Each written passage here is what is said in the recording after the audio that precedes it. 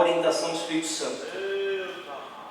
O Espírito Santo convive bem com a liberdade.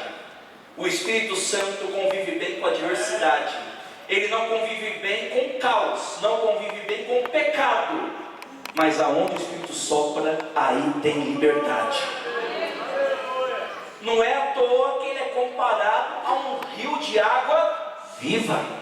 Porque existe água parada e existe água viva que jorra incessantemente. E Jesus disse lá em João 7: quem tem sede, vem a mim e beba.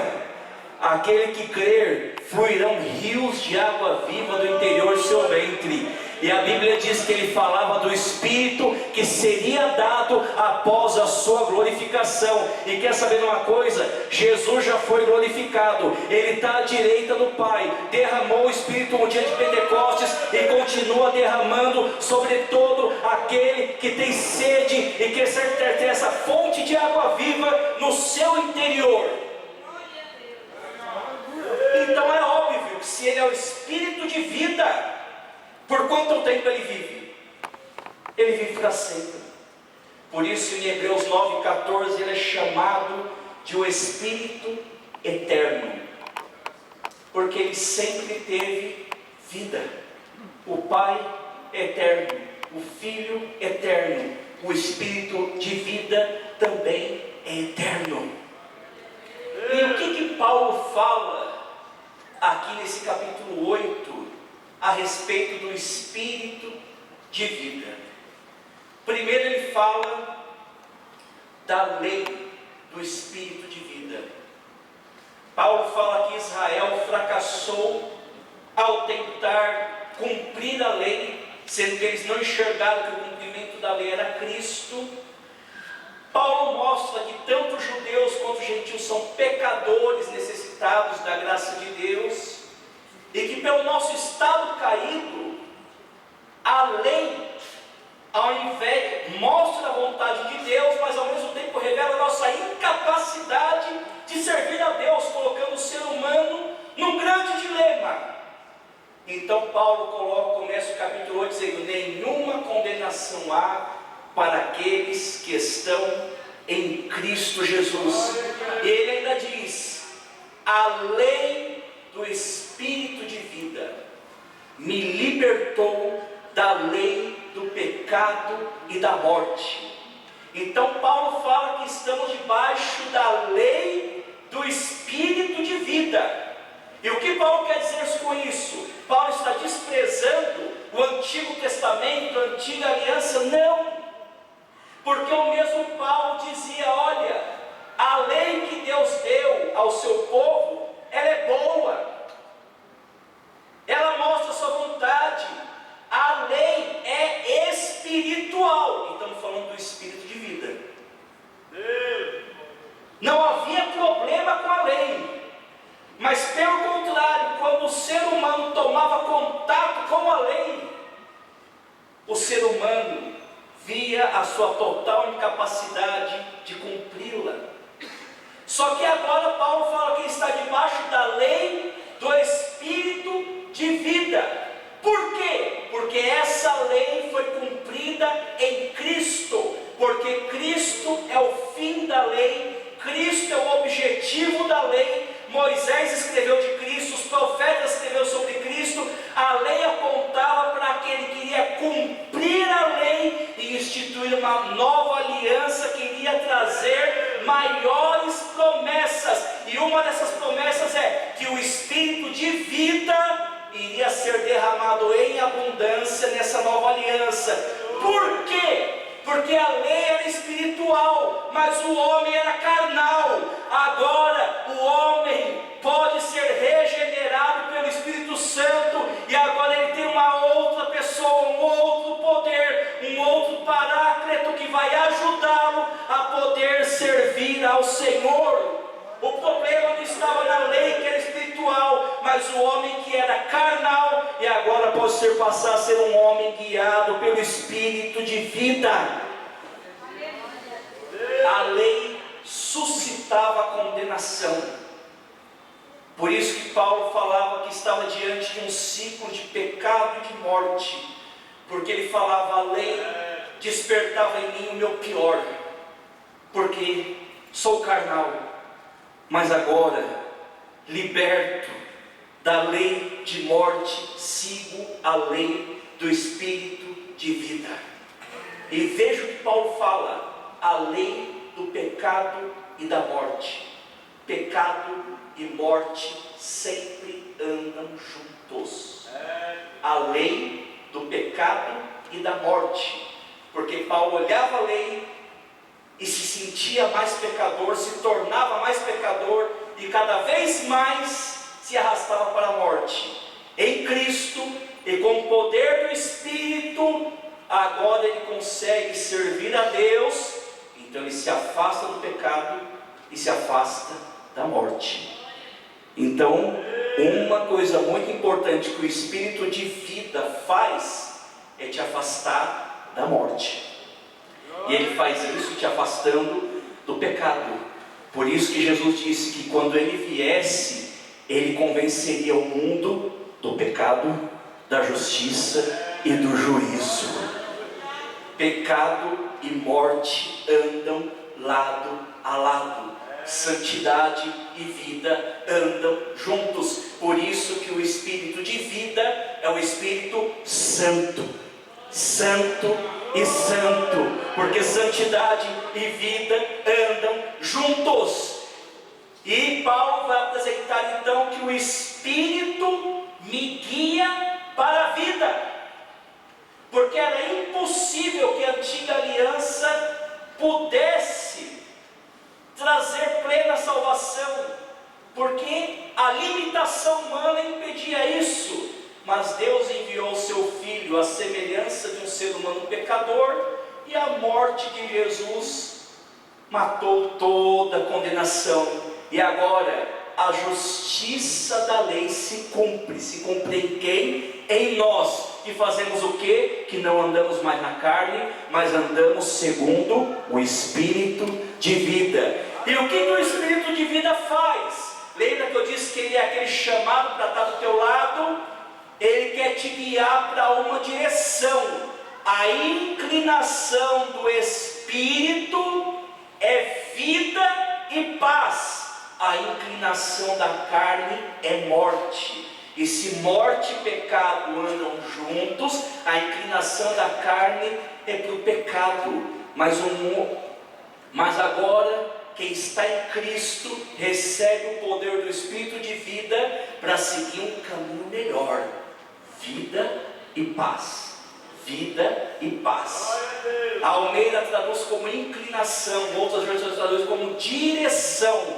O Espírito quer te direcionar. Lembra do sopro? O Espírito sopra. Quem sopra, direciona. E Ele quer te direcionar para a vida e para a paz. Sendo assim, o Espírito me guia sempre para a vida. Paulo fala: aquele que tem o Espírito está reconciliado com Deus, é filho de Deus, e por isso agora ele anda no Espírito. O que é andar no Espírito? É agora ter um estilo de vida que vai obedecer à inclinação do Espírito. Aleluia! Que é de vida e paz. Novamente eu repito: se há uma ligação entre pecado e morte, há uma ligação entre vida e santidade, e há uma ligação entre vida e paz. Deus não quer apenas que você exista, Ele quer que você viva e tenha paz. E no contexto bíblico, paz é mais do que ausência de guerra. Paz é vida em plenitude e em bem-estar. O Espírito sopra e te direciona sempre, sempre, sempre para algo bom. Por isso o apóstolo Paulo diz que quem está na carne não consegue agradar a Deus. Por quê? A carne não é sujeita à lei de Deus, não é sujeita à vontade de Deus. A carne é inimiga de Deus. E carne aqui não é corpo, mas carne aqui fala da tendência do ser humano de se afastar de Deus, de se agradar o seu eu, de só pensar nas coisas da terra. Ou seja, é a inclinação do ser humano para dizer não para Deus e sim para o seu eu. É a facilidade que o ser humano tem de dizer sim para o pecado e não para Deus. Isso é carne, a fraqueza espiritual e moral do ser humano. A inclinação da carne é para o pecado, a inclinação da carne é para a morte, porque a carne não ama a Deus e não quer obedecê-la. Mas o Espírito de vida aponta um caminho melhor. Se você agora tem o Espírito de Deus, você não está mais na carne. Agora o teu eu não é mais o poder dominante da tua vida. Agora você tem um dono. Você foi convencido do pecado, da justiça, do juízo. Então nenhuma condenação há para quem está em Cristo Jesus, que não anda segundo a carne, mas segundo o Espírito. E agora segue essa inclinação que é de vida e de paz. Você está sendo guiado para uma outra direção se o Espírito Santo está em você. Um teólogo diz que a vida na carne não é vida propriamente dita. Vamos lembrar aquilo que está em Gálatas. As obras da carne são manifestas: ira, dissensão, porfia, peleja, glutonaria, bebedices, feitiçarias. Isso não é vida. Mas o fruto do Espírito é amor, é bondade, é mansidão, é longanimidade, é benignidade, é domínio próprio. Que tipo de pessoa você quer ser? Que tipo de caminho você vai escolher essa noite?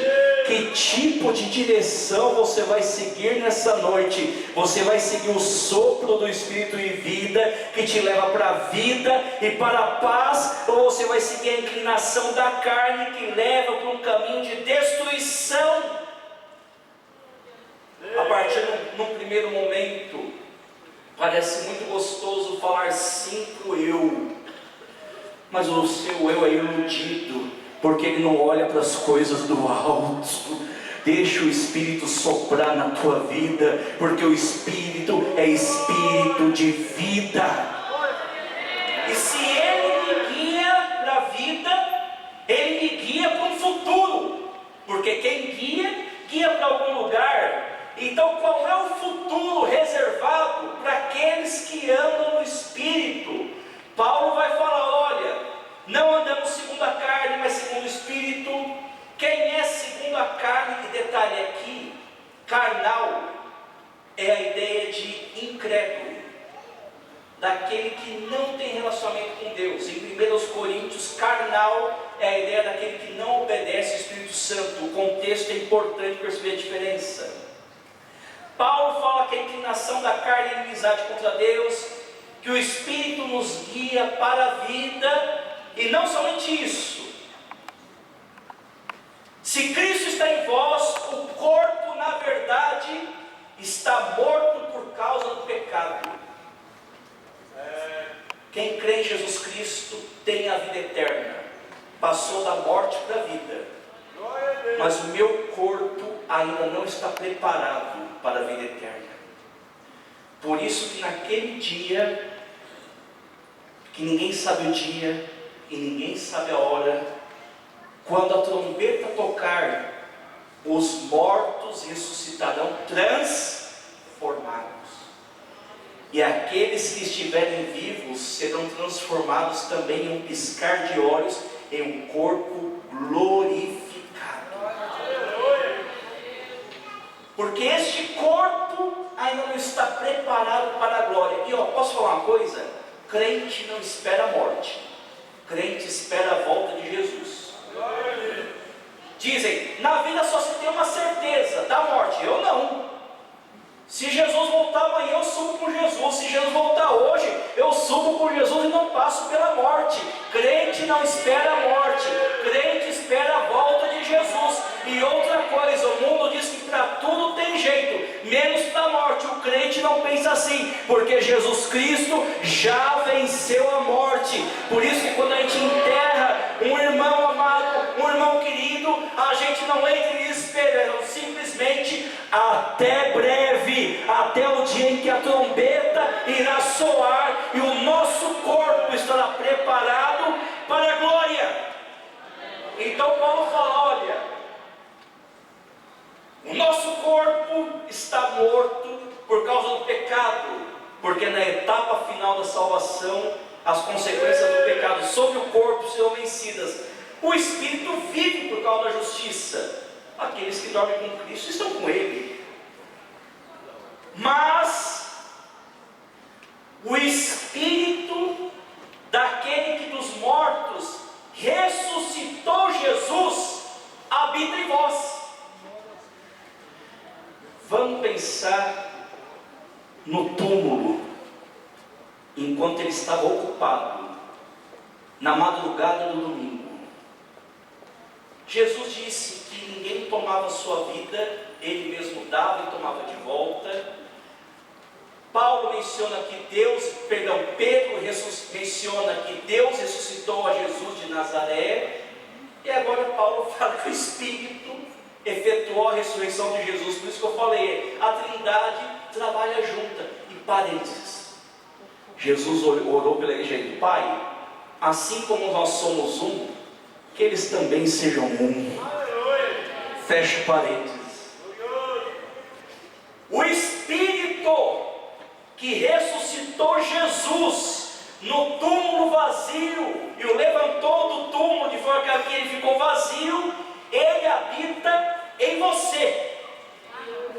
E esse mesmo Espírito também vai ressuscitar o nosso corpo mortal.